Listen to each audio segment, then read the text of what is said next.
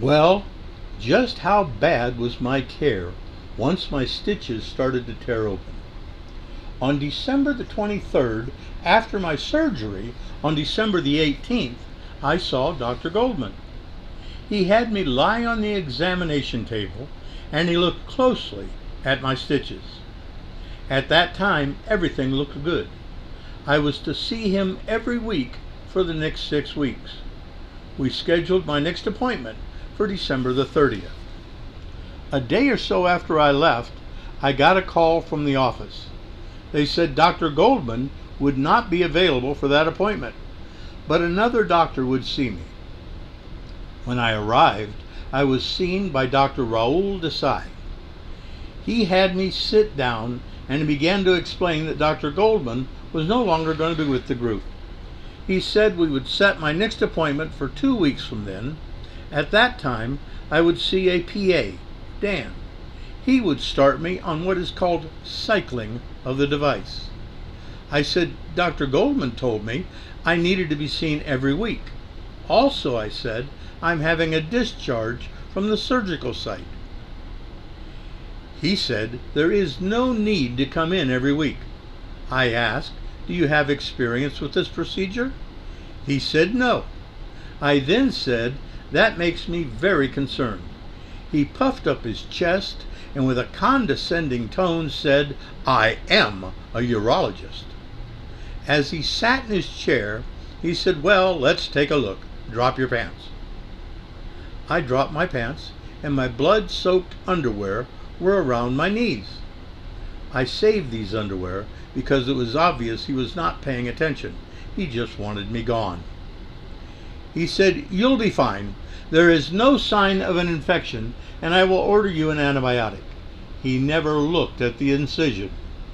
He set my next appointment for 2 weeks with the PA to start the cycling of the device.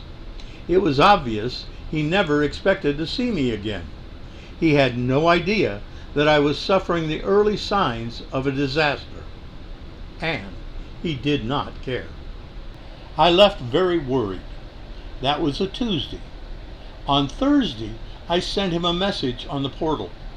I included a PDF file explaining why I was so worried. He replied with it, I saw it. It is not infected. I sent him a statement that he only glanced at it. He never looked at the stitches. He only ignored that statement, and he had it removed from the portal. Well, his attitude was so obvious that I expected that. So I did a screenshot for proof. I also kept the attachments that I had sent.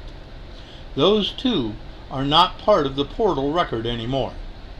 What he had no idea of is that any opening in the surgery site causes the prosthesis to become contaminated. Well, on Friday I went to the ER because as I rubbed Neosporin on the site, my finger slid into the opening, right into my scrotum. The ER doctor said, I am not a urologist, so I'll have to call him. That doctor came back to me and he said he's giving us 2 choices. The first, and the one you should take, is to go home. He said it will heal itself. You can call for an appointment next week. But he said you are a worrier, so he will allow you to spend the night here. We will do blood work to verify there is no infection. Then he will come in the morning to release you. Do you think I wanted to wait all night to have him come in with his attitude in the morning? Remember, I was ignorant of the danger I was in. He is the professional. On Sunday, it tore open even more.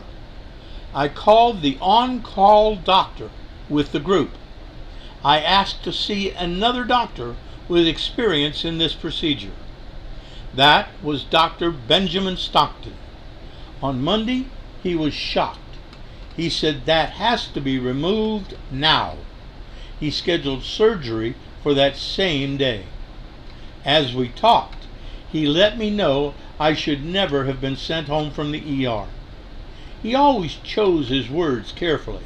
He would say, I cannot say it's malpractice. I cannot make that decision. But, he said, it should never have gotten that far. I guess I wonder why business partners hurting patients through ignorance of a procedure should get more protection than a patient suffering a lifelong injury. I wonder.